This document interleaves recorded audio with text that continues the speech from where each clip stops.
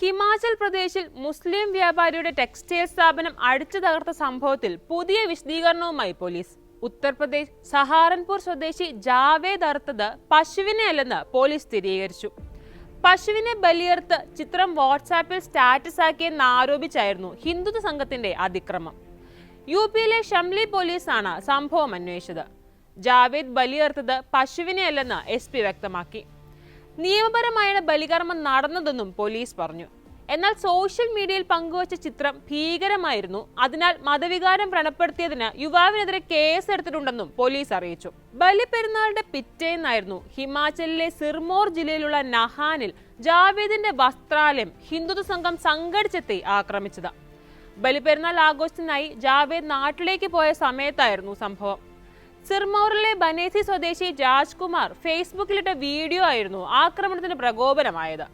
ജാവേദ് പശുവിനെ ബലിയെടുത്തെന്നും വാട്സാപ്പിൽ ഇതിന്റെ ചിത്രം സ്റ്റാറ്റസ് ആക്കിയിട്ടുണ്ടെന്നുമായിരുന്നു വീഡിയോയിൽ ഇയാളുടെ ആരോപണം. ഇതിനെതിരെ പ്രതിഷേധിക്കാനായി എല്ലാവരും ജാവേദിന്റെ കടയ്ക്ക് മുന്നിലെത്തണമെന്നും ആവശ്യപ്പെട്ടു.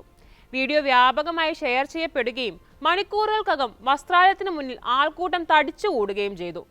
കട കുത്തിത്തുറന്ന ആൾക്കൂട്ടം വസ്ത്രങ്ങളെല്ലാം കൊള്ളയടിച്ചു. കട അടിച്ചു തകർത്താണ് സംഘം മടങ്ങിയതെന്നാണ് ജില്ലാ പോലീസ് സൂപ്രണ്ട് രമൺ കുമാർ മീണ പറഞ്ഞത്.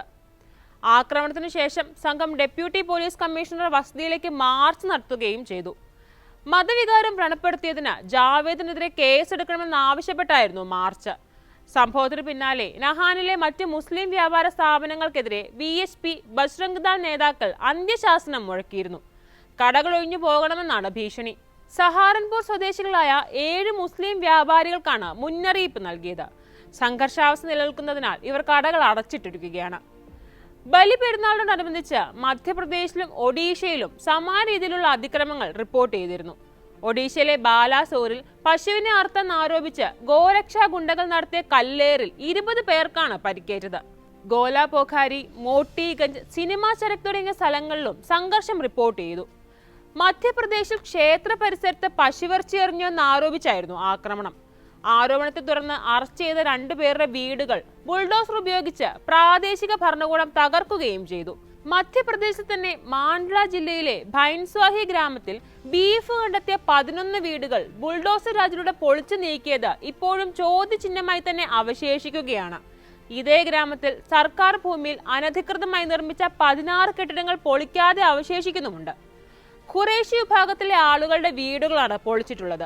ബീഫ് സൂക്ഷിച്ച വീടുകൾ മാത്രമാണ് തകർത്തതെന്നും ബാക്കിയുള്ളവ ഒന്നും ചെയ്തിട്ടില്ലെന്നും സംഭവം നടന്ന Nainpur police station SHO Inder Baldev പ്രതികരിച്ചത് വിവാദവും സൃഷ്ടിച്ചിരുന്നു. പശുക്കടത്തുകാർക്കെതിരെയുള്ള നടപടിയാണ് ഇപ്പോൾ തുടരുന്നതെന്നായിരുന്നു പോലീസിന്റെ വാദം. ഈ മാസം 18-ാം തീയതി ഹരിയാനയിൽ മുസ്ലിം മാംസ വ്യാപാരിയെയും കടയിൽ കോഴിയിറച്ചി വാങ്ങാനെത്തിയ 2 ഹിന്ദു യുവാക്കളെയും ഗോരക്ഷാ ഗുണ്ടകൾ മർദ്ദിച്ച സംഭവവും വാർത്തയായിരുന്നു. ഫരീദാബാദിലാണ് സംഭവം നടന്നത്.